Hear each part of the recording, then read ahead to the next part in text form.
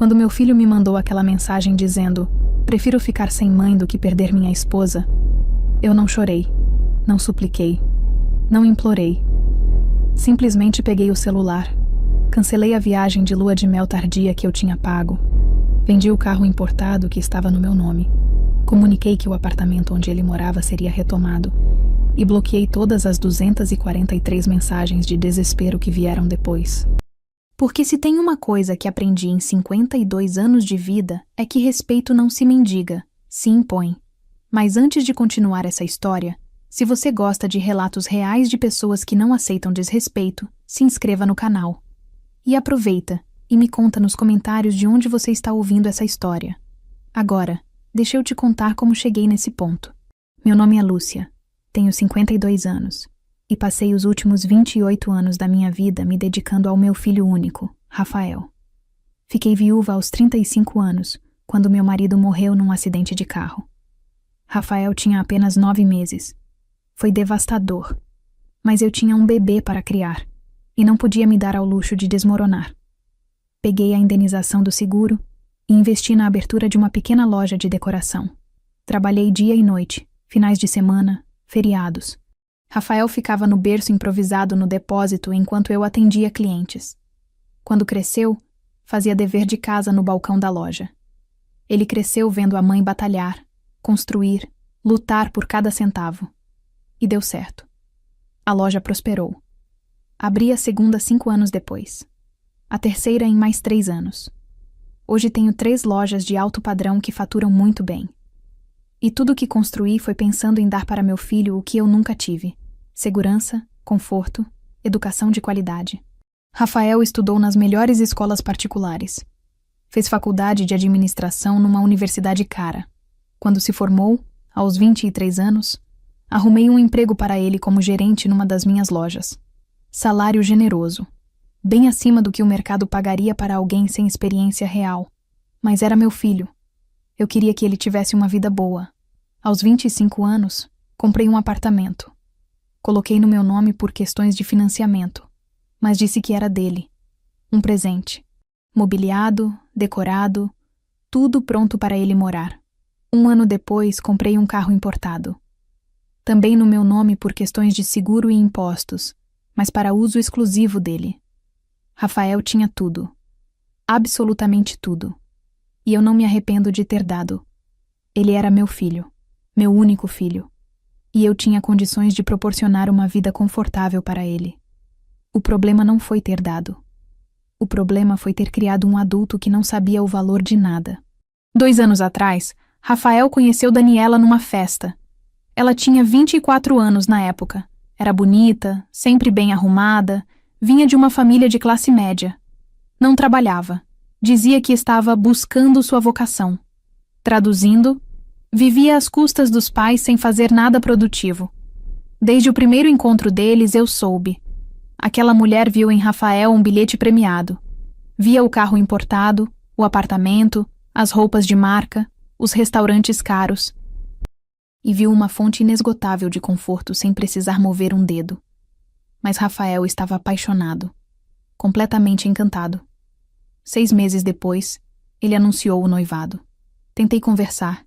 Sugerir que esperassem mais, que se conhecessem melhor. Ele não quis ouvir. Casaram-se num casamento caro que, claro, eu paguei a maior parte. Daniela se mudou para o apartamento, e a vida de Rafael virou um ciclo de atender caprichos.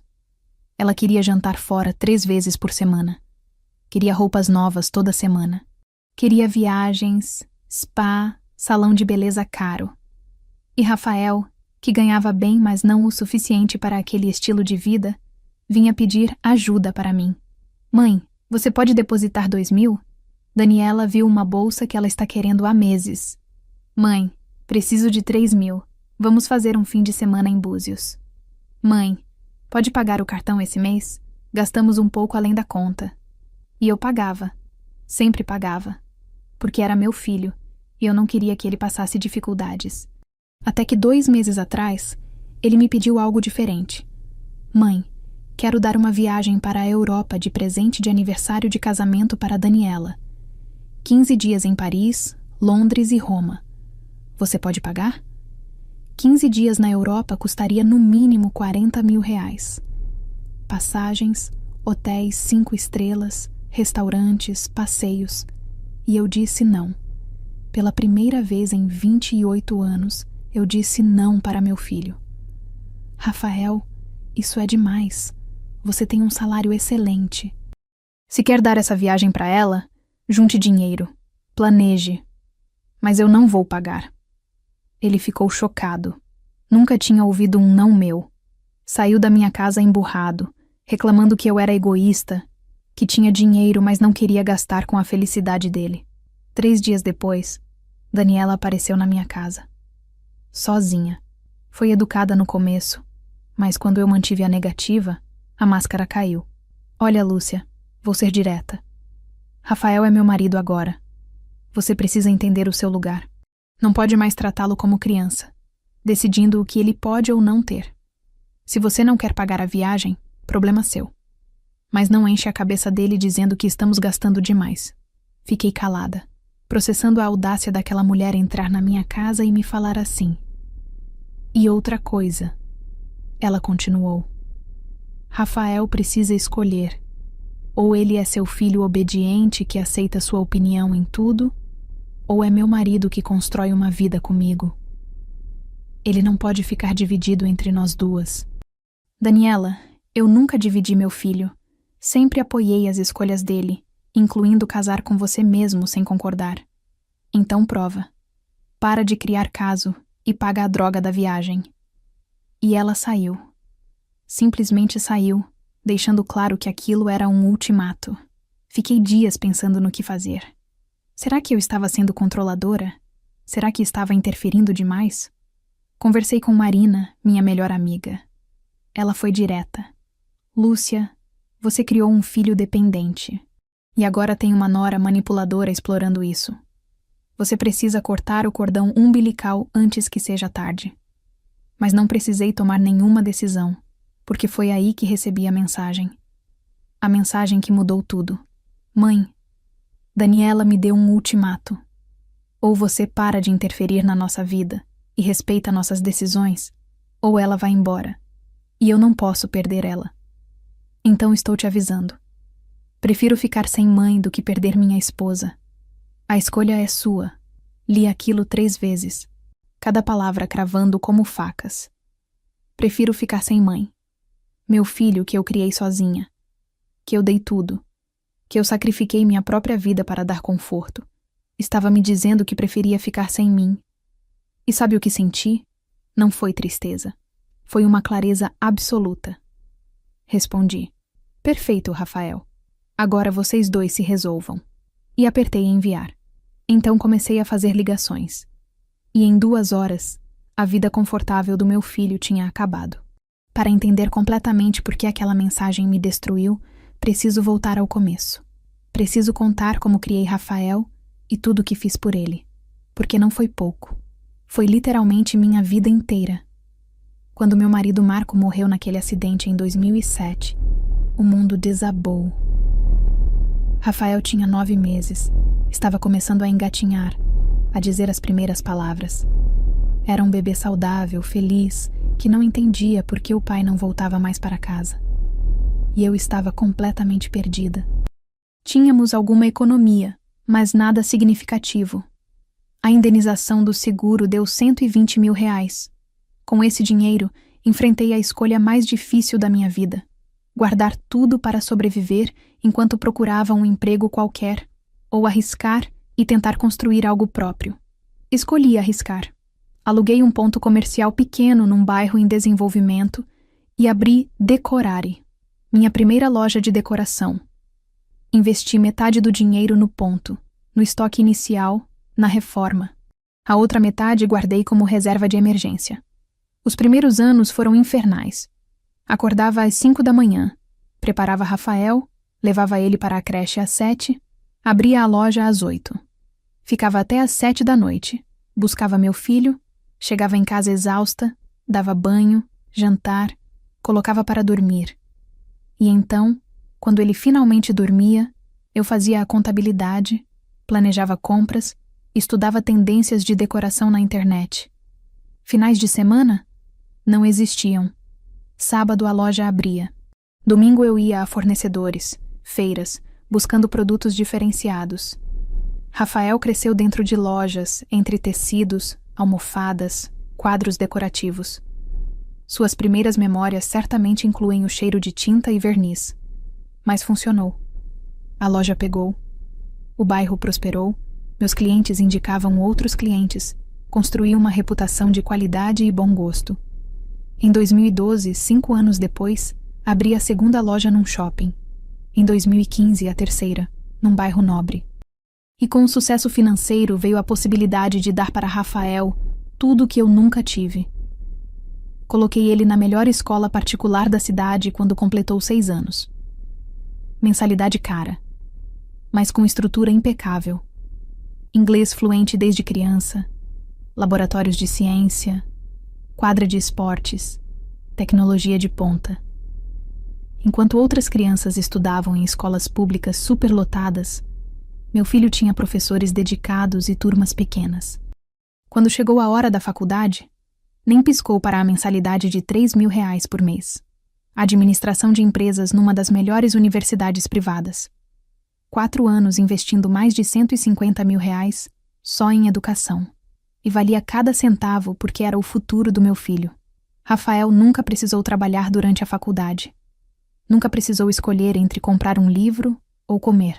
Nunca precisou pegar 3 ônibus para chegar na aula. Tinha um carro simples que comprei para ele aos 18. Nada luxuoso, mas rodas próprias. Tinha mesada generosa. Tinha tudo. Quando se formou, aos 23 anos, não precisou enfrentar o mercado de trabalho competitivo, mandar currículos, fazer entrevistas humilhantes.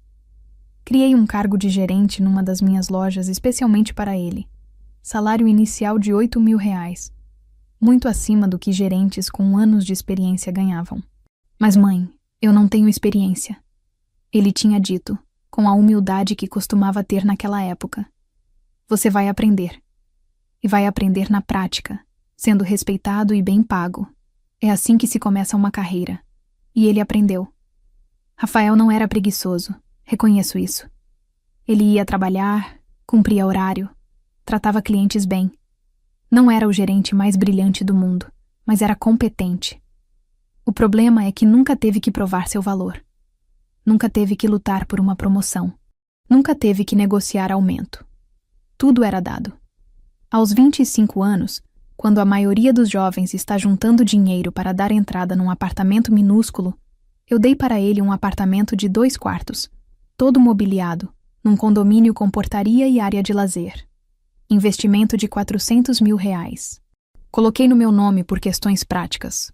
O financiamento saiu mais barato usando meu histórico de crédito, o IPTU tinha desconto por eu já ter outros imóveis, e legalmente seria mais fácil transferir futuramente.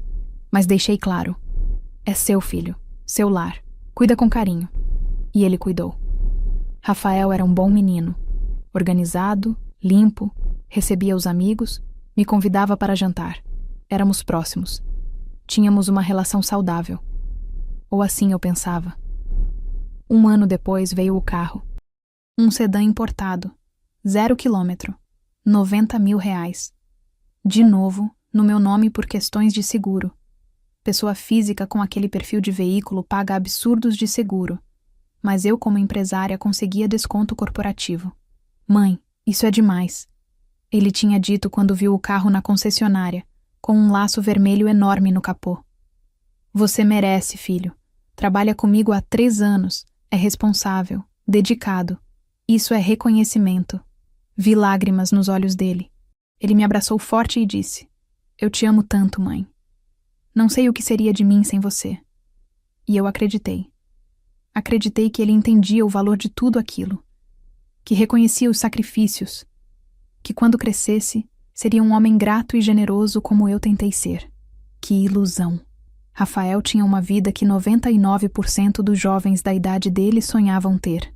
Apartamento próprio, carro importado, emprego estável com salário excelente, sem dívidas, sem preocupações. E tudo isso aos 26 anos de idade. Quando ele conheceu Daniela, estava no auge dessa vida confortável. E ela viu exatamente isso. Um homem jovem, bonito, com patrimônio, sem problemas financeiros. Foi amor à primeira vista, pelo menos para ele. Para ela, tenho certeza que foi interesse à primeira vista. Mas eu não disse nada. Não interferi. Fui educada, receptiva. Até dei a ela o benefício da dúvida. Talvez eu estivesse sendo injusta. Talvez ela realmente amasse meu filho. O tempo provou que meu instinto estava certo. Daniela não amava Rafael. Amava o que ele proporcionava. Ou melhor, o que eu proporcionava através dele. E quando aquela mulher deu o ultimato, ela ou eu, meu filho escolheu. Escolheu a mulher que conhecia há 2 anos em vez da mãe que sacrificou 28 anos por ele. Prefiro ficar sem mãe do que perder minha esposa. Aquelas palavras ecoavam na minha cabeça enquanto eu pegava o telefone e começava a desmantelar, peça por peça, a vida confortável que eu tinha construído para ele. Se ele queria ficar sem mãe, ia descobrir exatamente o que isso significava. Rafael conheceu Daniela em junho de 2022, numa festa de aniversário de um colega de faculdade. Ele chegou em casa naquela noite com os olhos brilhando de um jeito que eu não via há anos. Estava apaixonado, completamente encantado. Mãe, conheci uma mulher incrível hoje, Daniela. Ela é linda, inteligente, engraçada. A gente conversou a noite inteira. Já marquei de sair com ela no sábado. Fiquei feliz por ele. Rafael tinha tido alguns relacionamentos antes, mas nada sério. Estava na hora de encontrar alguém especial, talvez construir uma família. Aos 26 anos, era natural querer isso. Fico feliz por você, filho. Quando vai me apresentar? Calma, mãe. Ele riu. Ainda é o primeiro encontro. Não vamos assustar a moça. Os primeiros meses foram intensos. Rafael estava completamente imerso naquele relacionamento. Saía com ela todos os finais de semana. Falava dela constantemente. Vivia com o celular na mão respondendo mensagens. Estava na fase da paixão avassaladora onde nada mais importa. Quando finalmente me apresentou Daniela, 3 meses depois do primeiro encontro, reconheço que ela causou boa impressão inicial. Era bonita mesmo. Cabelos longos e brilhosos, sempre impecavelmente maquiada, unhas feitas, roupas de marca. Tinha 24 anos e um sorriso ensaiado que parecia saído de comercial de pasta de dente. Convidei os dois para jantar em casa num sábado. Caprichei no menu, queria que ela se sentisse bem-vinda. Durante o jantar, Daniela foi educada, elogiou a comida, fez perguntas sobre as lojas. Pareceu genuinamente interessada. Dona Lúcia, que história inspiradora! Construir tudo isso sozinha, criando um filho. Deve ter sido muito difícil. Foi desafiador, mas valeu a pena. Tudo que fiz foi pensando no Rafael. Ele tem muita sorte de ter uma mãe tão dedicada. Na época, achei aquilo um elogio sincero. Hoje percebo o tom levemente irônico que passou despercebido. O que mais me chamou a atenção foi quando perguntei sobre o trabalho dela. Daniela, Rafael me disse que você está procurando oportunidades na sua área. Qual é sua formação mesmo? Ela ficou visivelmente desconfortável. Eu fiz 2 anos de psicologia, mas tranquei. Não era bem o que eu esperava. Agora estou em uma fase de autoconhecimento, sabe? Tentando descobrir qual é minha verdadeira vocação antes de me comprometer com algo definitivo. Tradução. Tinha 24 anos. Não trabalhava, não estudava e não tinha planos concretos. Vivia na casa dos pais sem contribuir com nada. Rafael pulou em defesa dela imediatamente. A Daniela está fazendo cursos online, estudando várias áreas. É importante não se precipitar numa escolha de carreira, né, mãe? Eu só sorri e mudei de assunto. Mas a ficha tinha caído. Nos meses seguintes, comecei a perceber padrões preocupantes. Rafael gastava cada vez mais. Restaurantes caros, presentes, viagens de fim de semana. O salário dele, apesar de generoso, começou a não dar conta. Mãe, você pode me emprestar R$2.000? Prometo devolver mês que vem. Emprestei. Ele não devolveu. Mês seguinte, mesmo pedido. E no outro mês, até que emprestar, virou simplesmente dar. Daniela sempre estava por trás desses gastos. Amor, vi um vestido lindo, mas está um pouco caro. Amor, minhas amigas vão para Angra no feriado. A gente não pode ir? Amor, meu celular está lento. Preciso trocar. E Rafael, desesperado para agradá-la, atendia todos os caprichos. Tentei conversar com ele algumas vezes. Filho, você está gastando muito. Precisa ter controle financeiro, fazer um planejamento. Mãe, relaxa. Estou ganhando bem. Posso me dar alguns luxos. Mas você está me pedindo dinheiro todo mês. Isso significa que não está ganhando bem o suficiente para o estilo de vida que está levando. É só até eu me organizar.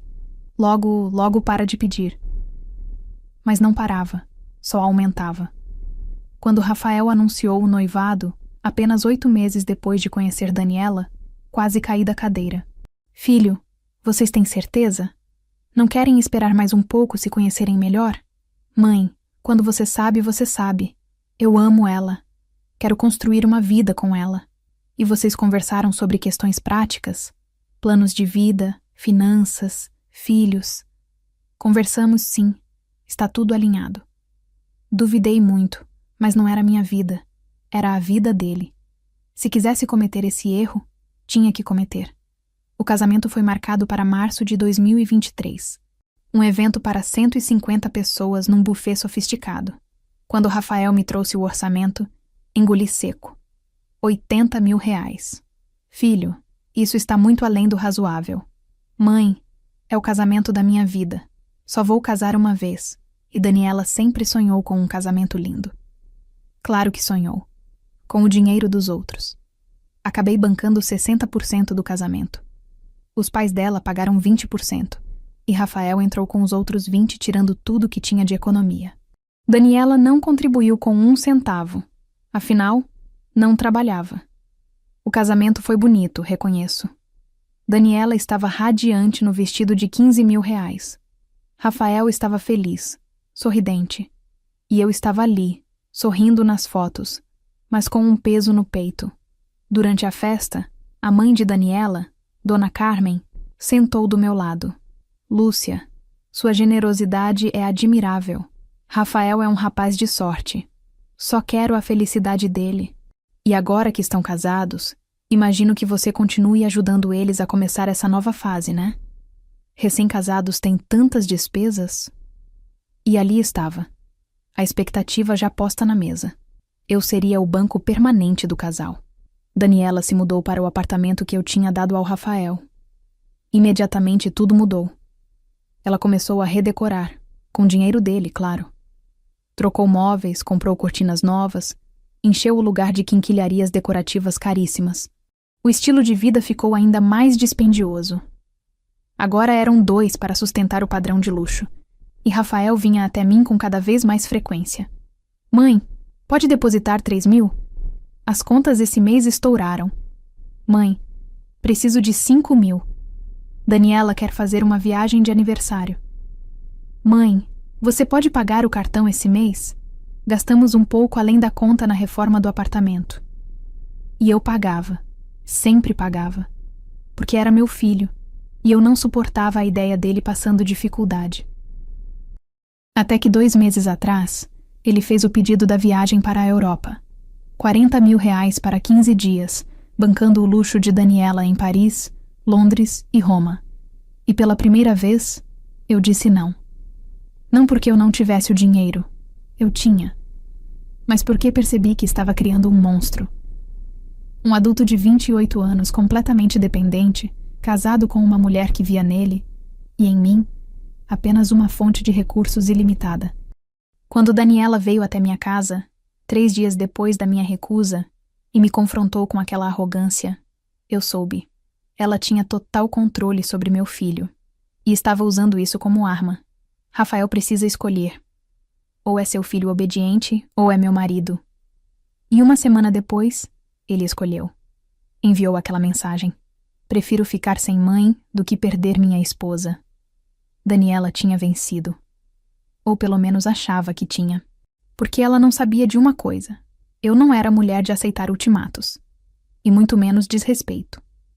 Depois de enviar aquela resposta para Rafael. Perfeito. Agora vocês 2 se resolvam. Fiquei parada por alguns minutos, olhando para a tela do celular. Minha cabeça estava surpreendentemente clara. Não tinha lágrimas, não tinha desespero. Tinha decisão. Liguei para Marina. Ela atendeu no segundo toque. Lúcia, tudo bem? Marina, aconteceu. Rafael mandou uma mensagem dizendo que prefere ficar sem mãe do que perder a Daniela. E eu vou atender o pedido dele. Lúcia, espera. Respira. Não faz nada por impulso. Não é impulso. É lucidez. Eu passei 28 anos construindo uma vida confortável para ele, e agora ele joga tudo na minha cara porque uma mulher que mal conhece mandou. Acabou, Marina. Eu cansei. O que você vai fazer? Vou cortar o cordão de uma vez. Vou ensinar meu filho o que significa ficar sem mãe de verdade. Desliguei e peguei minha agenda. A primeira ligação foi para Dr. Antônio, meu advogado há 15 anos. Boa tarde, dona Lúcia. Em que posso ajudá-la? Doutor, preciso da sua consultoria urgente. Tenho um apartamento e um carro que estão no meu nome, mas são usados pelo meu filho. Quero retomar ambos. Qual a forma legal de fazer isso? Houve uma pausa. Dona Lúcia, houve algum problema? Houve. E preciso resolver hoje. Qual o procedimento? Se os bens estão no seu nome e nunca houve transferência formal de propriedade, legalmente são seus. No caso do apartamento, como ele reside lá, você precisa notificá-lo da desocupação com pelo menos 30 dias de antecedência. No caso do carro, como é seu, pode retomar quando quiser. Perfeito. Prepare a notificação do apartamento. Quero que seja entregue amanhã. E o carro? Vou providenciar a retomada hoje mesmo. Dona Lúcia, tem certeza disso? É seu filho? É exatamente porque é meu filho que preciso fazer. Ele nunca vai amadurecer se eu continuar sustentando essa vida de fantasia. Entendido. Vou preparar a documentação. Segunda ligação. Para um despachante que trabalhava comigo há anos. Cláudio, preciso vender um carro, com urgência. Você conhece compradores que fecham negócio rápido? Conheço sim, dona Lúcia. Que carro? Passei os detalhes do sedã importado do Rafael. Está impecável. Apenas 2 anos de uso. Revisões em dia. Aceito uma oferta justa, mas preciso fechar até amanhã. Vou ligar para alguns contatos e te retorno em 1 hora. Terceira ligação. Para a gerente de RH das minhas lojas. Cláudia, preciso que prepare uma carta de demissão sem justa causa para o Rafael. Ele será desligado da empresa na segunda-feira. Silêncio do outro lado da linha. Dona Lúcia, aconteceu algo grave? Isso não é da empresa, é pessoal. Mas ele não trabalha mais para mim. Calcule todas as verbas rescisórias corretas. FGTS, férias proporcionais, 13º, aviso prévio. Quero que tudo seja feito rigorosamente dentro da lei. Não quero que ele tenha margem para reclamar que fui injusta. Será feito. Lamento muito por isso. Eu também. Mas é necessário. Quarta ligação. Para o banco. Removi Rafael como autorizado em todas as minhas contas. Cancelei o cartão adicional que ele tinha. Bloqueei qualquer possibilidade dele acessar meus recursos. Quinta ligação. Voltou a ser para Marina. Você pode ir comigo buscar o carro do Rafael? Está no estacionamento do prédio dele. Tenho a chave reserva. Lúcia, você vai simplesmente pegar o carro? É meu carro, Marina. Está no meu nome. Eu pago o seguro, eu pago o IPVA. Só estou retomando o que é meu. E se ele estiver em casa? Ele está no trabalho.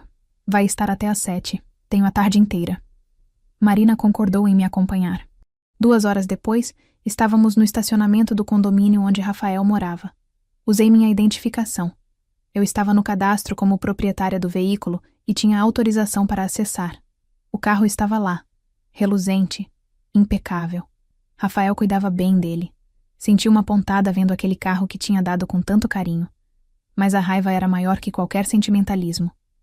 Entrei, liguei o motor e saí dirigindo. Marina me seguiu com o carro dela.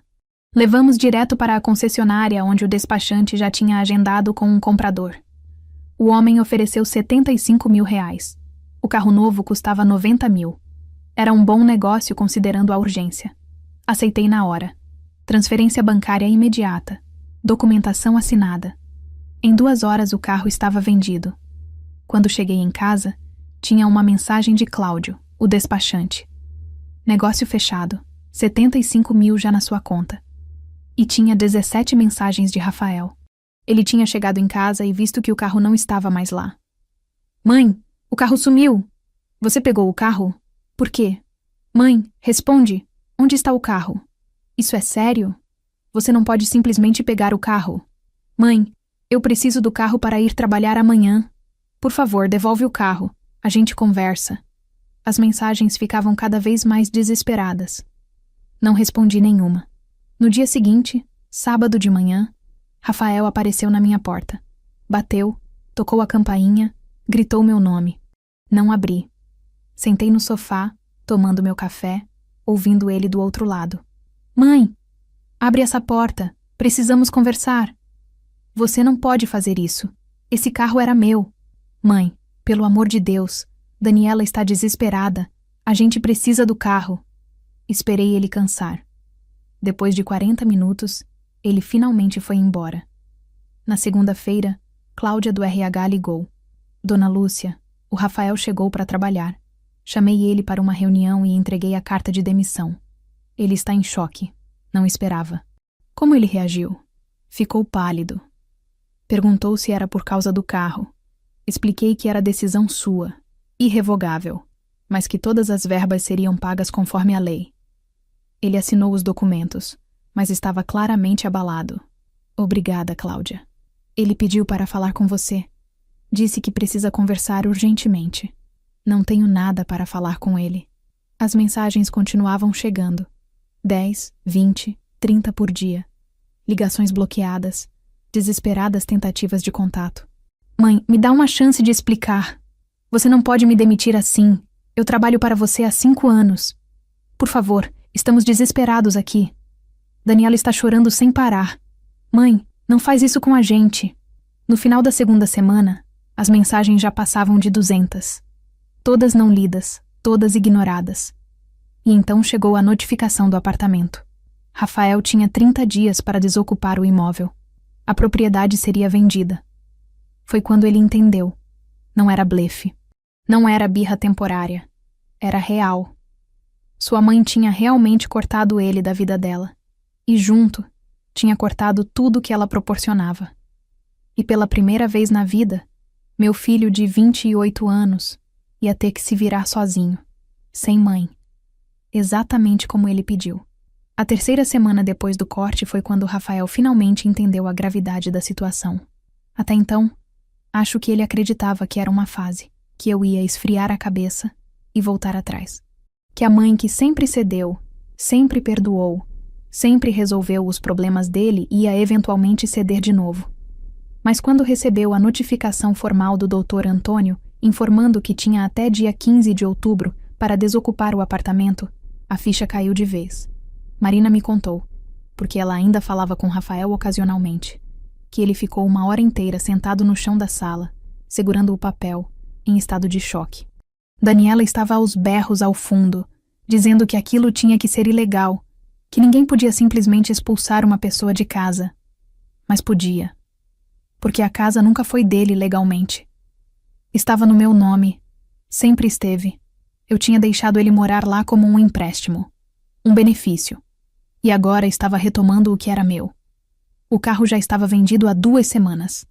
75 mil reais que doei integralmente para uma instituição de caridade que ajudava mães viúvas a empreender. Aquilo foi proposital. Queria que Rafael soubesse que o dinheiro não ficou comigo, que não era sobre ganância. Era sobre princípios. Rafael tentou me procurar de todas as formas. Apareceu na porta de casa pelo menos 10 vezes. Nunca abri. Instalei uma campainha com câmera justamente para isso. Via quando era ele e simplesmente ignorava. Ele foi nas minhas lojas. Instruí os funcionários a chamarem segurança se ele aparecesse. Na primeira vez, ele fez escândalo. Essa empresa foi construída para mim. Minha mãe sempre disse isso. Vocês não podem me expulsar. O segurança foi educado mais firme. Senhor, a proprietária foi clara. O senhor não é mais bem-vindo nos estabelecimentos. Por favor, retire-se ou teremos que chamar a polícia. Rafael saiu humilhado, com clientes olhando, reconhecendo ele como o filho da dona que tinha sido expulso da própria empresa da família. As mensagens continuavam. 243 no total, até eu bloquear completamente o número dele. As últimas eram diferentes das primeiras. As primeiras eram raiva. Você está sendo ridícula. Isso é vingança mesquinha. Você vai se arrepender. As intermediárias eram manipulação. Mãe, você sabe que eu não quis dizer aquilo. A Daniela estava pressionando. Eu amo você. Sempre amei. Por favor, não faz isso com a gente. As finais eram desespero puro. Mãe, não temos mais dinheiro. As contas estão vencendo. Não consigo pagar aluguel de outro lugar. Por favor, só me dá mais tempo. Por favor. Bloqueei o número quando chegou na mensagem 243. Não por crueldade, mas por necessidade. Cada mensagem era uma facada, e eu precisava me proteger para não ceder. Porque a tentação de ceder estava sempre lá. Era meu filho. Meu único filho. A criança que amamentei, que criei, que ensinei a andar, a ler, a ser gente. Ver ele sofrendo era como arrancar pedaços de mim mesma.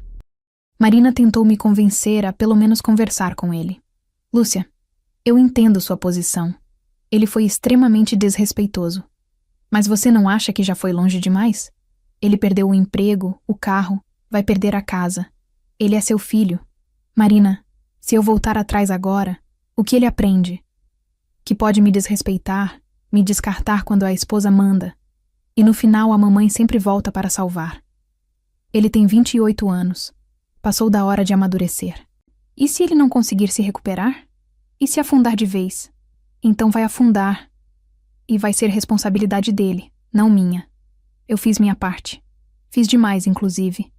Agora ele que faça a dele. Mas a verdade é que eu não dormia direito. Acordava de madrugada pensando nele. Será que estava comendo? Será que tinha dinheiro ao menos para o básico? Será que estava bem? Descobri depois, por Marina, os detalhes de como estava a vida dele. A rescisão trabalhista deu uns R$22.000, depois de todos os descontos. Parecia muito, mas não era quando você perde tudo de uma vez. Rafael tentou usar esse dinheiro para pagar entrada de aluguel em outro apartamento. Descobriu que sem emprego fixo, sem fiador, com histórico de crédito zerado porque nunca precisou construir crédito próprio, ninguém alugava para ele. As imobiliárias recusavam sistematicamente. Tentou alugar direto com proprietários. Alguns aceitavam, mas pediam 3 meses de caução mais o primeiro mês adiantado. 4 meses de aluguel de uma vez. E apartamentos minimamente decentes custavam R$2.000 por mês. R$8.000 só para entrar. Mais mudança. Mais mobília básica, porque os móveis do apartamento que eu tinha dado eram todos meus também, registrados no meu CPF. Rafael calculou. Se gastasse com apartamento, sobraria uns 10.000. 10.000 para viver até conseguir emprego. E emprego não estava fácil. Ele mandou currículos para dezenas de empresas. Descobriu que, gerente da loja da mãe, não impressionava ninguém. Os recrutadores perguntavam sobre realizações, sobre números, sobre projetos que liderou. Ele não tinha nada disso. Tinha sido gerente no nome, mas na prática era um funcionário com salário inflado fazendo trabalho de vendedor. E tinha a questão da Daniela. Segundo Marina, ela estava em pânico total. A vida de luxo tinha acabado da noite para o dia. Nada de restaurantes caros, nada de roupas novas, nada de mimos. E ela não estava lidando bem. Rafael, você precisa consertar isso. Vai até sua mãe, implora, faz o que for preciso. Eu não casei para viver passando aperto. Daniela, eu tentei. Ela não quer nem me ver. Mudou as fechaduras, me bloqueou, me expulsou das lojas. Então tenta mais. Chora na porta dela, faz escândalo, sei lá. Você não pode simplesmente aceitar isso. Mas Rafael já estava começando a perceber algo. Algo que deveria ter percebido há muito tempo. Daniela não estava preocupada com ele. Estava preocupada com o dinheiro, com o estilo de vida. Quando ele deixou de ser a fonte daquele conforto, ela deixou de ser a esposa apaixonada. As discussões entre eles eram constantes agora. Marina ouvia pelos vizinhos. O casal que antes parecia tão feliz, tão apaixonado, agora gritava um com o outro diariamente. E o prazo para desocupar o apartamento se aproximava. 15 de outubro. Faltavam 12 dias quando bloqueei o número dele definitivamente.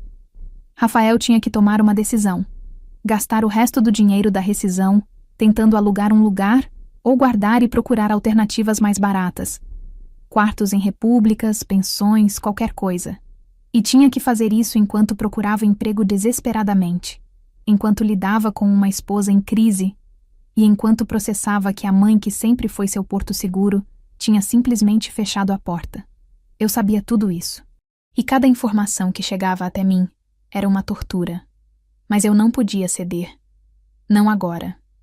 Porque se cedesse, tudo que ele aprenderia é que desrespeito não tem consequências reais. Que a mãe sempre perdoa, sempre volta, sempre salva. E essa lição, por mais dolorosa que fosse para ambos, precisava ser aprendida, mesmo que me custasse noites sem dormir e um coração partido em pedaços. Marina me ligou numa terça-feira à noite, 3 dias antes do prazo final para Rafael desocupar o apartamento. Pela voz dela, percebi que algo havia acontecido. Lúcia, preciso te contar uma coisa. Você não vai gostar, mas precisa saber. Meu coração apertou. Ele está bem? Aconteceu algo com o Rafael? Fisicamente ele está bem. Mas Lúcia, ele e a Daniela tiveram uma briga feia hoje. Os vizinhos chamaram o síndico. Foi horrível. Fechei os olhos, respirando fundo. O que aconteceu? Rafael chegou em casa depois de mais um dia procurando emprego sem sucesso. Estava destruído. E a Daniela começou a cobrar ele, dizendo que ele era um fracassado, que perdeu tudo por causa de orgulho, que deveria ter se humilhado para você desde o começo. E ele explodiu. Disse que ela era a culpable de tudo, que foi ela quem deu o ultimato, quem forçou ele a escolher. Que foi por causa dela que perdeu a mãe. E então a Daniela... Lúcia, ela soltou a verdade. Meu estômago revirou. Que verdade? Ela disse que só estava com ele pela vida confortável. Que nunca amou ele de verdade. Que o que amava era o apartamento, o carro, os jantares, as viagens. E que agora que não tinha mais nada disso, não fazia sentido continuar. Que ela não casou para viver como pobre. Senti raiva e uma pontada de satisfação ao mesmo tempo. Raiva pela forma cruel como aquela mulher estava tratando meu filho. Satisfação porque finalmente ele estava vendo o que eu sempre vi. E o Rafael? Ficou em choque. Não conseguiu nem responder. Só ficou ali parado enquanto ela pegava as coisas e saía do apartamento. Ela foi embora? Foi. Voltou para a casa dos pais. Mandou mensagem 1 hora depois dizendo que queria divórcio. Lúcia, ela destruiu ele. Ele ligou para mim chorando. Chorando mesmo, soluçando. Disse que perdeu tudo. A mãe, o emprego, a casa. E agora a esposa. Que não sabe o que fazer. Fiquei em silêncio, processando. Parte de mim, a parte mãe, queria correr até ele, abraçar, dizer que estava tudo bem, que eu resolveria tudo. Mas a parte racional sabia que não podia fazer isso. Marina, você acha que estou sendo cruel demais? Não sei, Lúcia. Sei que ele te magoou profundamente. Sei que ele escolheu ela em vez de você de uma forma horrível. Mas também sei que ele está pagando um preço muito alto. E que no fundo ele foi manipulado. Não que isso justifique, mas... Mas ele é adulto, Marina. Tinha que ter pensado antes de me mandar aquela mensagem. Tinha que ter valorizado o que tinha antes de perder. Eu sei. Só estou te atualizando. E te pedindo para pensar se, em algum momento, você não poderia ao menos conversar com ele. Não precisa perdoar. Não precisa resolver tudo. Mas talvez ouvir. Desliguei e fiquei horas pensando. Rafael tinha perdido a esposa. A mulher pela qual me descartou tinha acabado de revelar que nunca o amou de verdade. Que estava ali só pelo dinheiro. Pelo conforto que, ironicamente, vinha de mim. Será que ele finalmente estava entendendo? Será que a lição tinha sido aprendida? 2 dias depois, Rafael enviou uma mensagem de um número diferente. Provavelmente emprestado. Como eu não tinha bloqueado aquele número, a mensagem chegou. Mãe, sei que não tenho direito de te pedir nada. Sei que estraguei tudo. A Daniela foi embora. Disse que só estava comigo pelo dinheiro, pelo conforto. Você estava certa o tempo todo, e eu fui cego demais para ver. Amanhã tenho que sair do apartamento. Consegui um quarto numa pensão por R$ 1.000 por mês. Vou dividir com mais 3 pessoas. Vendi tudo que tinha de valor, relógio, notebook, até a aliança de casamento, para ter dinheiro para os primeiros meses. Não estou pedindo sua ajuda. Só queria que você soubesse que entendi. Entendi tarde demais, mas entendi. Desculpa por tudo. Li aquela mensagem 5 vezes. Ele não estava pedindo dinheiro. Não estava pedindo que eu voltasse atrás. Estava apenas se desculpando e informando. Naquela noite, pela primeira vez em semanas, consegui dormir algumas horas seguidas. No dia seguinte, 15 de outubro, Marina foi até o apartamento para ajudar Rafael a fazer a mudança. Ela tirou fotos e me mandou. Meu coração apertou vendo. Rafael tinha 2 malas de roupa e 3 caixas de objetos pessoais. Era tudo. Todo o resto, móveis, decoração, eletrônicos, ficou para trás porque era meu. Estava registrado no meu nome. A vida inteira dele cabia em 2 malas e 3 caixas. Marina me disse que ele estava calmo. Quieto, mas calmo. Não chorou, não fez escândalo. Simplesmente pegou suas coisas, limpou o apartamento, deixou as chaves na portaria e foi embora num táxi velho, para uma pensão no bairro de São Cristóvão. Um quarto de 10 metros quadrados dividido com um cozinheiro, um entregador de aplicativo e um estudante universitário. Banheiro coletivo no corredor. Cozinha compartilhada. Tudo muito diferente do apartamento de 120 metros quadrados com 2 suítes que ele tinha antes. E o pior, Rafael ainda não tinha conseguido emprego. Estava fazendo bicos, entregas, trabalhos temporários em eventos, qualquer coisa que pagasse. O dinheiro da rescisão estava acabando rápido. Entre aluguel, comida básica, transporte e a tentativa de manter alguma dignidade, os R$ 22.000 estavam derretendo. Marina me contou que ele ia a pé para as entrevistas de emprego para economizar passagem, que estava comendo basicamente arroz, feijão e ovo, porque era o que cabia no orçamento, que tinha emagrecido visualmente, desenvolvido olheiras profundas, mas que continuava tentando. Ele não desistiu, Lúcia. Está sofrendo, está lutando, mas não desistiu. Parte de mim sentia orgulho. Orgulho de ver meu filho finalmente lutando por algo, trabalhando de verdade, não dependendo de ninguém. Mas a outra parte, a parte mãe que nunca morre, sofria com cada detalhe. Eu construí um império para dar conforto a ele. E agora ele estava num quarto minúsculo, dividindo o banheiro com estranhos, comendo ovo frito no almoço porque era o que tinha dinheiro para comprar. Era isso que eu queria? Era isso que eu tinha planejado quando cortei ele da minha vida? A resposta era complexa. Eu não queria que ele sofresse, mas queria que ele aprendesse. E às vezes, aprender dói. A pergunta que me atormentava era: quanto tempo eu deixaria isso continuar? Quanto sofrimento era suficiente para a lição estar aprendida? E a resposta, eu descobriria, viria de uma forma que eu jamais imaginaria. 3 semanas depois de Rafael sair do apartamento, Marina chegou na minha casa com uma expressão que eu não conseguia decifrar. Não era pena, não era raiva. Era algo próximo de desgosto. Preciso te contar sobre a Daniela, ela disse assim que se sentou. O que tem ela? Voltou para importunar o Rafael? Pior, ela está espalhando mentiras pela cidade toda. Contando para quem quiser ouvir que você é uma mãe tóxica, controladora, que destruiu o casamento dela de propósito porque tem ciúmes do filho. Dei uma risada amarga. Claro que está. É o tipo dela. Lúcia, ela está indo longe. Foi até a igreja que vocês frequentavam. Chorou para o padre. Disse que você manipulou o Rafael, que tirou tudo dele por pura maldade. Algumas pessoas estão acreditando. E o Rafael? Está defendendo ela? Não. Ele não está falando nada. Quando perguntam, ele desvia o assunto. Mas o silêncio dele está sendo interpretado como confirmação por alguns. Senti raiva subindo. Não pela primeira vez, considerei processar Daniela por difamação. Mas Dr. Antônio me aconselhou a não fazer nada. Quanto mais você reage, mais combustível dá para a narrativa dela.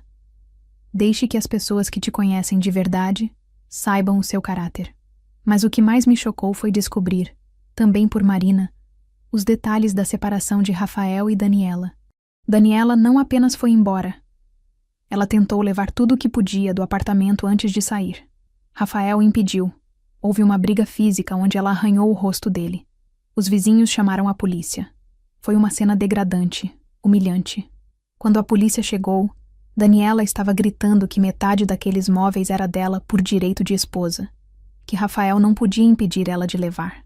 Os policiais explicaram que, como os bens estavam registrados no meu nome, nenhum dos dois tinha direito legal sobre eles. Então vocês dois não têm nada?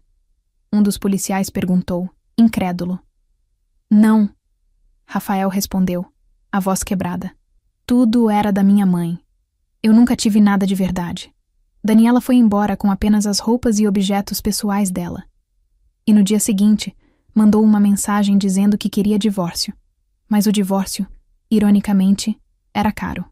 Tinha custos processuais, advogados, e nenhum dos dois tinha dinheiro. Então ficaram tecnicamente casados, mas separados. Daniela na casa dos pais, Rafael na pensão. E foi na casa dos pais de Daniela que a maior revelação aconteceu. Marina descobriu, através da irmã de uma amiga que conhecia a família, que Daniela tinha começado a sair com outro homem apenas uma semana depois de deixar Rafael. Um empresário de 45 anos, divorciado, dono de uma rede de farmácias. Ou seja, ela não perdeu tempo. Assim que percebeu que Rafael não tinha mais dinheiro, simplesmente pulou para o próximo, como se troca de roupa. Quando Rafael descobriu, porque em cidade pequena nada fica escondido por muito tempo, foi o golpe final. Ele ligou para Marina no meio da noite, embriagado. Ela nunca me amou, Marina. Nem um dia, nem uma hora. Eu era só um meio de vida confortável, e quando o conforto acabou, eu acabei também. Valho apenas o que posso proporcionar. Marina ficou horas ao telefone com ele, acalmando, evitando que ele fizesse alguma besteira.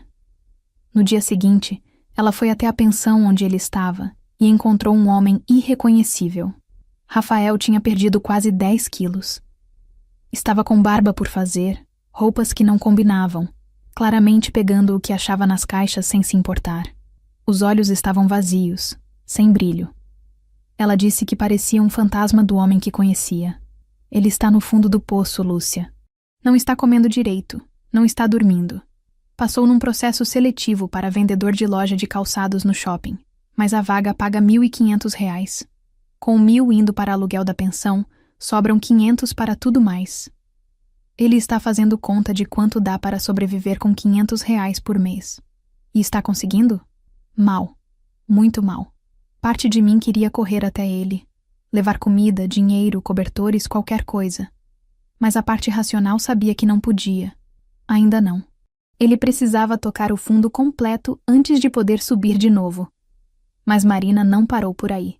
Tem mais uma coisa. A Daniela está tentando processar você. Me processar? Por quê? Ela alega que você causou dano moral a ela ao destruir o casamento dela. Que agiu com má fé ao retirar os bens que eram do casal. Que ela tem direito à compensação. Quase ri da audácia. Ela está falando sério? Consultou um advogado, mas o advogado foi claro. Ela não tem caso nenhum. Os bens eram seus, sempre foram. Você não deve nada a ela. E ainda alertou que se ela prosseguir com o processo infundado, pode ser multada por litigância de má-fé. Ótimo. Que processe. Vou adorar ver um juiz colocar ela no lugar dela. Daniela não processou, mas continuou espalhando veneno. Continuou pintando a si mesma como vítima e a mim como vilã. E Rafael? Rafael estava quieto. Não defendia ela, mas também não me defendia. Estava tão destruído, tão quebrado, que não tinha energia nem para lutar contra as mentiras. Marina me mostrou uma foto que tirou sem ele perceber. Rafael sentado num banco de praça perto da pensão, comendo um pão com mortadela que provavelmente era sua janta. Olhando para o nada. completamente perdido. Aquela imagem ficou queimada na minha mente. Meu filho, que cresceu comendo em restaurantes, que nunca passou necessidade de nada, jantando pão com mortadela num banco de praça. Era isso que eu queria? Era isso que estava buscando quando cortei ele da minha vida? A resposta era não. Nunca quis que ele sofresse assim, mas queria que ele aprendesse o valor das coisas, que entendesse que conforto não cai do céu, que relacionamentos não podem ser baseados em interesse material, que mães não são eternas e incondicionais quando há desrespeito. E ele estava aprendendo, da forma mais dolorosa possível, mas estava. A pergunta era: quanto mais eu deixaria isso continuar antes de estender a mão? E a resposta viria mais cedo do que eu esperava. Foi no final de novembro, quase 3 meses depois do corte, que Rafael começou a tentar de novo. Mas dessa vez era diferente. Não era desespero, não era raiva. Era algo mais maduro, mais genuíno. A primeira tentativa foi uma carta. Uma carta de verdade, escrita à mão, em papel simples. Chegou pelo correio com o endereço da pensão como remetente. Hesitei em abrir. Parte de mim não queria ler, não queria ser afetada. Mas a curiosidade, e sejamos honestos, a esperança, falou mais alto. Mãe, não sei se você vai ler isso. Não sei se tenho o direito de te escrever depois de tudo, mas preciso tentar. Passei os últimos 3 meses vivendo no mundo real. O mundo que você sempre viveu e eu nunca conheci. O mundo onde você precisa escolher entre comprar sabão em pó ou um pedaço de carne melhor. Onde você anda quilômetros para economizar R$ 3 de passagem. Onde você acorda às 5 da manhã para chegar no trabalho às 7 porque é o único horário disponível. Consegui emprego. Vendedor numa loja de sapatos. R$ 1.500 por mês. Fico 8 horas em pé, sorrindo para clientes que muitas vezes são grosseiros, tentando bater metas absurdas. É exaustivo, é humilhante às vezes, mas é honesto. E sabe o que pensei no meu primeiro dia? Pensei em você. Pensei que você fez isso, e muito pior, durante anos. Sozinha, com um bebê, construindo tudo do zero. E eu nunca, nem uma vez, agradeci de verdade. Desculpa, mãe, por tudo, pela mensagem horrível que te mandei, por ter escolhido uma mulher que só queria dinheiro em vez da mulher que me deu a vida, por ter desperdiçado tudo que você construiu, por nunca ter valorizado. Não estou pedindo nada. Não quero que você me perdoe se não puder. Só queria que soubesse que finalmente entendi. Rafael, chorei lendo aquela carta. Chorei como não chorava desde o dia que mandei a resposta que mudou tudo. Porque ali estava uma sinceridade que eu não via há anos. Talvez nunca tivesse visto. Mas não respondi. Ainda não era hora. 2 semanas depois, Marina me contou que Rafael tinha tentado ir até uma das lojas. Não entrou. Sabia que não era permitido. Ficou do outro lado da rua, só observando. Um dos funcionários me contou depois que viu ele ali, parado, olhando para a vitrine por quase meia hora.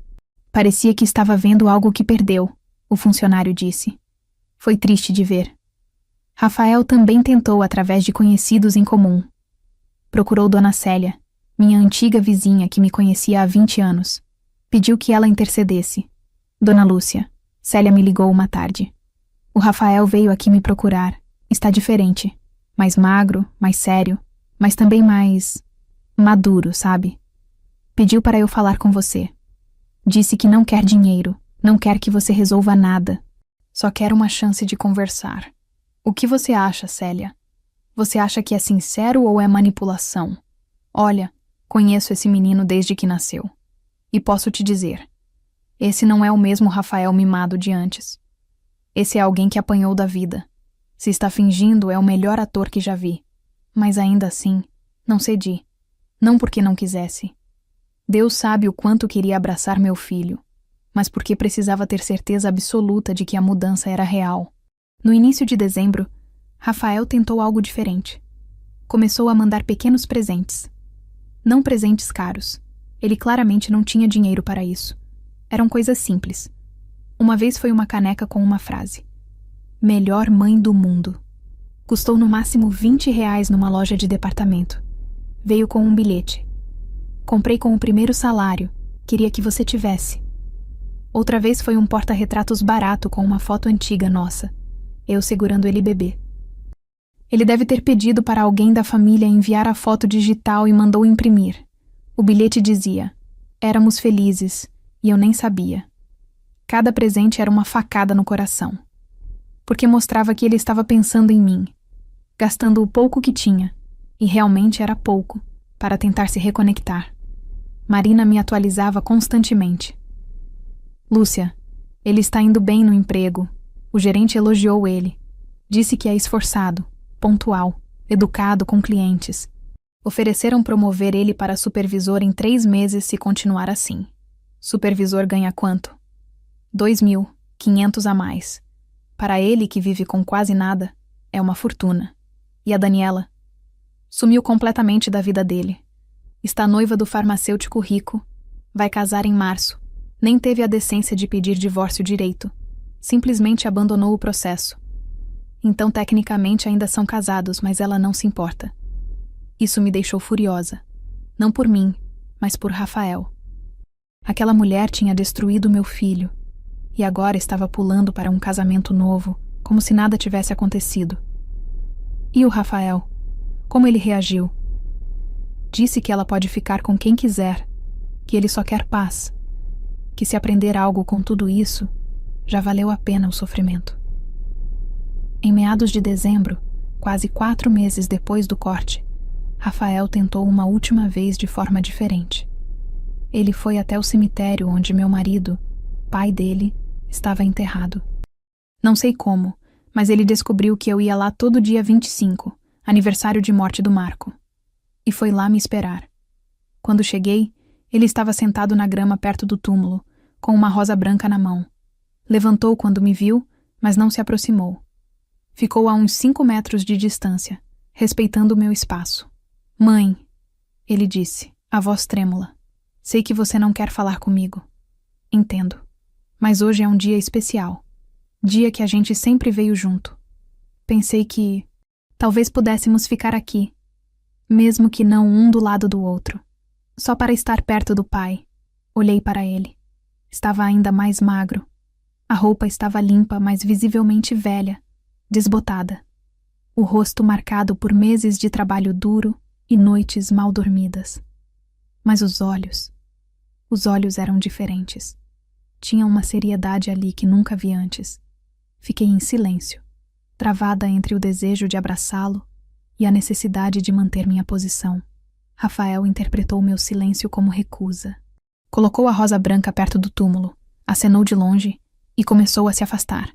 Foi quando finalmente falei. Rafael. Ele parou, virou-se, os olhos arregalados de surpresa. Fica. Você tem razão. Hoje é um dia para estarmos perto dele. Mesmo que não um do lado do outro ainda. Vi lágrimas escorrerem pelo rosto dele. Mas ele apenas assentiu. Sentou-se de novo na grama, à distância respeitosa. E ficamos ali, mãe e filho separados por 5 metros de espaço, mas unidos pela memória de quem amávamos. Foi o primeiro passo. Pequeno, doloroso, mas real. E eu soube, naquele momento, que a reconciliação estava próxima. Só faltava um pouco mais de tempo. E uma conversa muito necessária. Janeiro de 2024 chegou trazendo calor sufocante e mudanças inesperadas. Rafael estava prestes a completar 6 meses vivendo sozinho, sem minha ajuda, sem o conforto que sempre teve. E as transformações nele eram impossíveis de ignorar. Marina me mostrou fotos recentes. Ele tinha cortado o cabelo bem curto, para economizar com barbeiro, ela explicou. Estava mais magro, mas não de forma doentia. Era uma magreza de quem trabalha fisicamente, de quem não tem luxo de comer besteira. Tinha músculos nos braços que nunca teve antes, de carregar caixas de sapatos, de ficar em pé o dia inteiro, de viver uma vida ativa por necessidade, não por academia cara. Mas a maior mudança estava nos olhos. Não tinham mais aquela inocência inconsciente de quem nunca passou necessidade. Tinham profundidade. Tinham experiência. Tinham lições aprendidas da forma mais dura. Ele foi promovido, Marina me contou numa tarde de terça-feira. Supervisor da loja. R$ 2.300 agora. O gerente disse que nunca viu um funcionário tão dedicado. Rafael chega meia hora antes, sai meia hora depois, se oferece para cobrir turnos quando alguém falta. Ele está compensando, murmurei, tentando provar algo. Ou aprendeu o valor do trabalho honesto. Marina retrucou. Lúcia, você devia ver ele com os clientes. Paciente, atencioso, humilde. Não parece o mesmo garoto mimado de meses atrás. E financeiramente? Como está? Vivendo apertado, mas se virando. Com os 2.300 consegue pagar a pensão, comer melhor. Nada luxuoso, mas não é mais pão com mortadela. Está juntando um pouquinho todo mês. 100, R$ 150. Disse que quer ter uma reserva de emergência. Isso me tocou profundamente. Rafael, que nunca precisou poupar um centavo na vida, estava guardando R$ 100 por mês. Porque finalmente entendia que emergências acontecem e que ninguém estaria lá para salvá-lo. E emocionalmente. Marina suspirou. Está fazendo terapia. Uma vez por semana com uma psicóloga que atende por valor social. R$ 70 a sessão. Ele tira do orçamento apertado porque disse que precisa entender como chegou naquele ponto. Como deixou ser tão manipulado. Senti orgulho misturado com tristeza. Orgulho porque ele estava procurando ajuda, crescendo. Tristeza porque custou tanto sofrimento para chegar ali. A psicóloga disse algo interessante. Marina continuou. Que o Rafael está processando não apenas a perda da Daniela e sua rejeição, mas o fato de que nunca foi realmente independente. Que toda a vida dele foi uma ilusão de autonomia sustentada pelo seu dinheiro. E que agora, pela primeira vez aos 28 anos, está realmente sendo adulto. Ele comentou isso com você? Comentou. Disse textualmente. Eu pensava que era um homem adulto porque tinha apartamento, carro, emprego. Mas era só um menino grande brincando de adulto com o dinheiro da mãe. Agora que estou sozinho de verdade, percebo o quanto era imaturo. Aquelas palavras ficaram ecoando na minha cabeça por dias. Meu filho finalmente entendia. Finalmente via. 2 semanas depois, recebi outra carta dele. Mais longa dessa vez. Mãe, completo 6 meses de vida independente semana que vem. 6 meses que parecem 6 anos. Aprendi mais sobre mim mesmo, sobre o mundo, sobre valor, nesse tempo do que em 28 anos de vida confortável. Aprendi que caminhar 3 quilômetros para economizar passagem não é vergonha. É estratégia. Aprendi que arroz com ovo pode ser uma refeição digna quando é feita com o dinheiro do seu suor. Aprendi que dormir num quarto dividido com estranhos ensina a humildade de uma forma que nenhum sermão ensina. Mas principalmente, aprendi sobre você. Lembro de você me contando como foi difícil no começo, depois que o pai morreu. Mas eu nunca realmente entendi. Como poderia? Eu vivia numa bolha de conforto que você construiu exatamente para eu não precisar entender. Agora entendo. Entendo cada escolha que você fez. Cada sacrifício. Cada noite sem dormir preocupada com contas. Cada vez que você se privou de algo para me dar tudo. E entendo também por que você me cortou. Não foi crueldade. Foi amor. Amor duro, doloroso, mas necessário. Porque se você não tivesse feito isso, eu seria para sempre aquele homem criança dependente, que desvalorizava tudo porque nunca teve que conquistar nada. Não estou pedindo perdão ainda. Sei que não mereço. Estou apenas te agradecendo. Por me criar, por me amar, e por me amar o suficiente para me deixar cair quando precisei cair. Seu filho que finalmente cresceu, Rafael. Li aquela carta sentada na cozinha. E chorei. Chorei de alívio, de orgulho, de amor. Porque ali estava a confirmação de que a lição tinha sido aprendida. Mas ainda não era hora. Ainda faltava algo. Faltava que eu processasse minha própria dor. Porque não era só sobre ensinar Rafael uma lição. Era sobre curar a ferida profunda que aquela mensagem, prefiro ficar sem mãe, tinha aberto em mim. Marina percebeu minha hesitação. Lúcia, você ainda não está pronta para perdoar, é? Não sei. Parte de mim quer correr até ele, abraçar, resolver tudo. Mas a outra parte... Marina, aquela mensagem me destruiu. Me fez questionar 28 anos de maternidade. Me fez sentir descartável, substituível. Mas você viu como ele mudou. Viu que ele entendeu. Vi. E estou orgulhosa. Mas preciso de mais tempo para curar minha própria ferida antes de abrir a porta de novo. Quanto tempo? Não sei. Saberei quando chegar a hora. E a hora chegou de uma forma que nenhuma de nós esperava. Foi em fevereiro, durante um temporal forte que alagou metade da cidade. Marina me ligou desesperada. Lúcia, a pensão onde o Rafael mora alagou. Teve um vazamento no encanamento do andar de cima, e o quarto dele ficou inabitável. Ele perdeu as poucas coisas que tinha. Roupas, documentos, tudo encharcado. Meu coração parou. Ele está bem? Está machucado?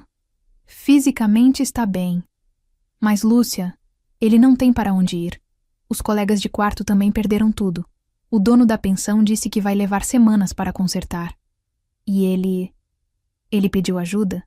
Não, nem para mim. Está tentando achar abrigo temporário, mas com o temporal, tudo está lotado. Lúcia, seu filho vai dormir na rua. Foi nesse momento que soube. Era a hora. Marina, me passa o endereço da loja onde ele trabalha. Vou buscá-lo. Tem certeza? Absoluta. Chegou a hora de trazer meu filho para casa. Cheguei na loja de calçados às 6h40 da tarde. O shopping estava quase vazio por causa do temporal que ainda castigava a cidade. Fiquei do lado de fora da loja, observando através da vitrine. Rafael estava lá dentro, ajudando uma cliente idosa a experimentar um par de sapatos. Mesmo de longe, podia ver a paciência com que ele tratava a senhora, explicando sobre o calçado, sugerindo modelos mais confortáveis. Não era o atendimento mecânico de quem só quer vender. Era genuíno. Esperei a cliente sair. Então entrei. Rafael estava de costas, organizando caixas numa prateleira. Quando ouviu a campainha da porta, virou-se com um sorriso automático de vendedor. O sorriso congelou quando me viu. Mãe, ele sussurrou, como se não acreditasse que eu estava ali. Ficamos parados, nos encarando. Ele estava com o uniforme da loja. Camisa polo azul com o logo, calça preta simples. Estava mais magro do que nas fotos. O rosto marcado pelo cansaço. Mas havia algo diferente também. Uma postura mais ereta. Um olhar mais direto. Oi, Rafael. Consegui dizer. Você está bem? Aconteceu alguma coisa? Ele parecia genuinamente preocupado, não esperançoso de que eu tivesse vindo por ele. Soube do alagamento na pensão. Vim te buscar. Ele ficou pálido. Marina te contou. Contou. E antes que você diga qualquer coisa, não é uma questão de escolha. Está chovendo, você não tem onde ficar e você é meu filho. Vai para casa comigo. Hoje. Vi lágrimas começarem a se formar nos olhos dele. Mãe, eu não posso...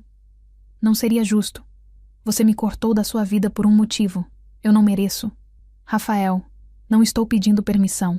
Estou te dizendo o que vai acontecer. Você vai terminar seu turno, vai pegar suas coisas e vai comigo. Depois a gente conversa. Mas hoje, você não vai dormir na rua ou num abrigo. Ele ficou em silêncio, claramente lutando com emoções conflitantes. Orgulho, vergonha, alívio, medo.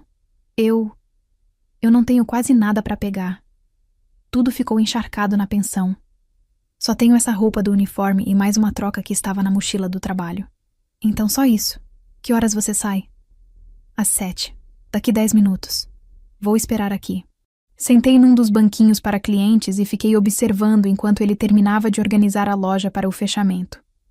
Cada movimento era cuidadoso, metódico. Ele conferiu o caixa, arrumou as últimas caixas, passou pano no chão. Não era desleixado ou apressado. Era profissional. Às 7 em ponto, o gerente saiu do escritório dos fundos. Parou ao me ver. Boa noite, senhora. Posso ajudar? Rafael se adiantou. Senhor Paulo, essa é minha mãe, Lúcia. O gerente sorriu. Ah, a famosa Dona Lúcia. Rafael fala muito da senhora. É um prazer conhecê-la. Seu filho é um dos melhores funcionários que já tive. Dedicado, responsável, ótimo com clientes. Senti orgulho inchar no peito. Obrigada. Fico feliz em saber. Rafael, pode ir. Está liberado. E lembre-se, amanhã você está de folga por causa do problema da pensão. Só volta segunda-feira se estiver tudo resolvido, ok? Obrigado, Sr. Paulo. Saímos juntos para o estacionamento. A chuva tinha virado garoa fina. Rafael caminhava ao meu lado, tenso, carregando apenas uma mochila pequena com seus pertences. Quando entramos no carro, o silêncio era denso. Dirigi em silêncio até minha casa. Ele olhava pela janela, não dizendo nada. Chegamos. Abri a porta. Rafael entrou devagar, como se estivesse pisando em terreno sagrado que não tinha mais direito de acessar. Toma um banho, troca de roupa. Vou preparar algo para comer, disse, apontando para o quarto de hóspedes. Mãe, eu não tenho roupa para trocar. Só o uniforme que estou usando e mais um conjunto na mochila. Peguei uma das roupas antigas dele que ainda estavam guardadas num armário. Usa essa por enquanto. Ele pegou a roupa, foi para o quarto. Ouvi o chuveiro ligar. E então, abafado pela água, ouvi soluços. Meu filho estava chorando no banho.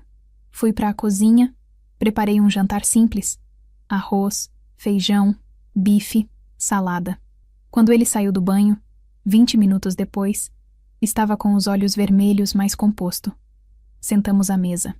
Ele olhou para o prato como se fosse um banquete. Começou a comer devagar, cada garfada parecendo ser saboreada com uma intensidade que me partiu o coração. Quando foi a última vez que você comeu uma refeição completa? Perguntei. Completa assim? Faz uns 3 meses. Normalmente como só arroz com ovo ou macarrão com salsicha. É o que cabe no orçamento. Fechei os olhos, respirando fundo para não chorar na frente dele. Terminamos de comer em silêncio. Lavei a louça. Ele ofereceu ajuda, mas recusei. Então sentamos na sala, um de frente para o outro. Rafael, preciso que você entenda uma coisa. Você está aqui hoje porque houve uma emergência. Porque você não tinha onde ficar e eu não ia deixar meu filho na rua. Mas isso não significa que tudo voltou ao que era antes. Eu sei, mãe. Eu nem esperava, nem sonhava que você fosse me buscar. Quando te vi na loja, achei que estava alucinando. Esses 6 meses... O que você aprendeu? Ele respirou fundo. Aprendi que tudo que eu tinha não era meu. Era seu. Aprendi que conforto custa trabalho, suor, sacrifício. Aprendi que pessoas podem te usar quando você tem algo a oferecer e te descartar quando não tem mais. Aprendi que amor de verdade não é sobre dinheiro. Você me amou mesmo quando me cortou, porque sabia que eu precisava aprender. E aprendi que fui um filho horrível. Você não foi horrível. Foi imaturo, mimado, inconsciente. Fui horrível, mãe. Mandei aquela mensagem. Escolhi uma mulher que só queria me usar em vez da mulher que me deu tudo. Descartei você como se fosse substituível. E não sou digno do seu perdão. Mas está buscando ser. Falei suavemente. Vi as cartas. Vi os presentes. Marina me contou sobre seu trabalho, sobre a terapia, sobre como você mudou. Mudei porque não tinha escolha. E sou grato por isso. Se você não tivesse me cortado, eu seria para sempre aquele homem-criança patético. Levantei. Sentei ao lado dele no sofá. Rafael, vou te fazer uma pergunta e quero resposta honesta.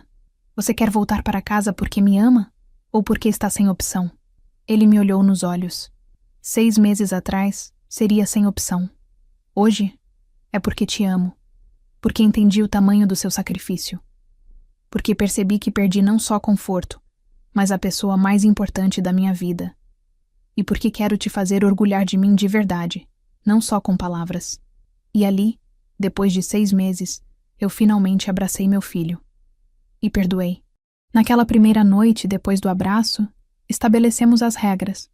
Sentamos à mesa da cozinha com café e papel e conversamos como adultos pela primeira vez na vida. Rafael, você pode ficar aqui enquanto resolve a situação da moradia. Mas preciso que entenda. Isso é temporário e tem condições. Quais condições? Ele não parecia ofendido, apenas atento. Primeiro, você continua no emprego. Não voltas a trabalhar para mim. Você precisa construir sua própria carreira, sua própria reputação, longe da minha sombra. Concordo completamente. Não quero voltar. Aprendi mais nesses 6 meses na loja de calçados do que em anos fingindo ser gerente. Segundo, você paga uma contribuição mensal aqui em casa. Não precisa ser muito, mas precisa ser algo. R$ 500 por mês para ajudar com as despesas. É simbólico, mas importante. Mãe, com o meu salário, 500 é quase 1/4 do que ganho. Eu sei. E é exatamente por isso. Você precisa entender que morar tem custo, que nada é de graça nessa vida. Ele assentiu sério. Justo, vou pagar. Terceiro, você continua poupando. Mesmo pagando 500 aqui, quero que guarde pelo menos R$ 100 por mês.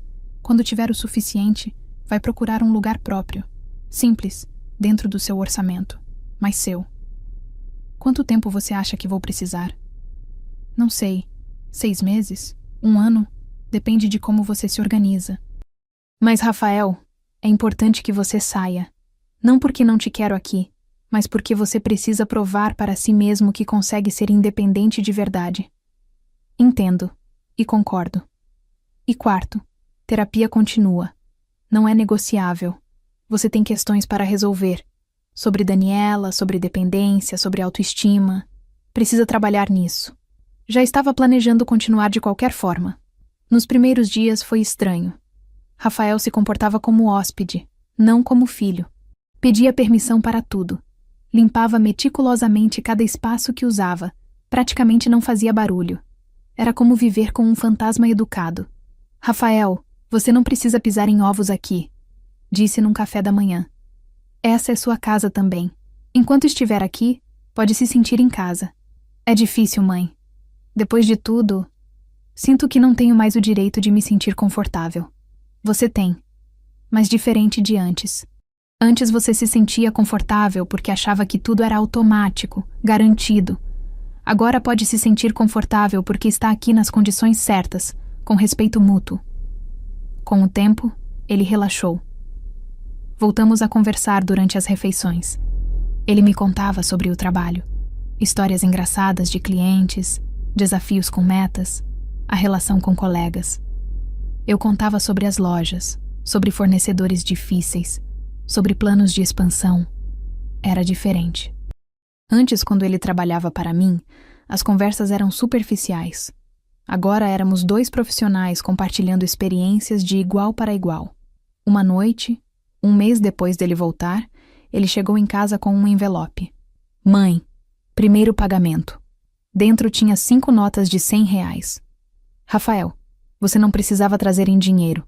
Podia ter transferido. Eu sei, mas queria entregar pessoalmente. Queria que você soubesse que estou levando isso a sério. Peguei o dinheiro e, na frente dele, coloquei num cofrinho que tinha na estante. Vou guardar tudo que você me pagar. Quando você for sair daqui para seu próprio lugar, vou devolver. Vai ser sua reserva de emergência. Mãe, não precisa... Não estou fazendo isso para te agradar. Estou fazendo porque é inteligente. Você precisa aprender a construir segurança financeira. E eu posso ajudar sem te dar tudo de mão beijada. Vi lágrimas nos olhos dele. Obrigado. Os meses seguintes foram de reconstrução lenta, mas sólida. Rafael foi promovido de novo. Gerente da loja agora, com salário de R$ 3.000.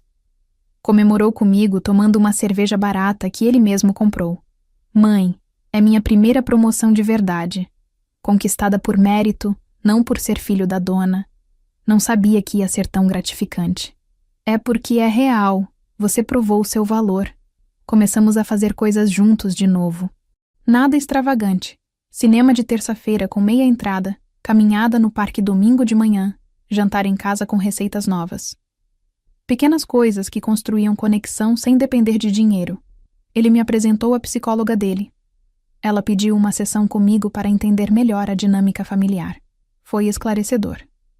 Dona Lúcia, o que você fez foi corajoso. Muitos pais não conseguem estabelecer limites com filhos adultos.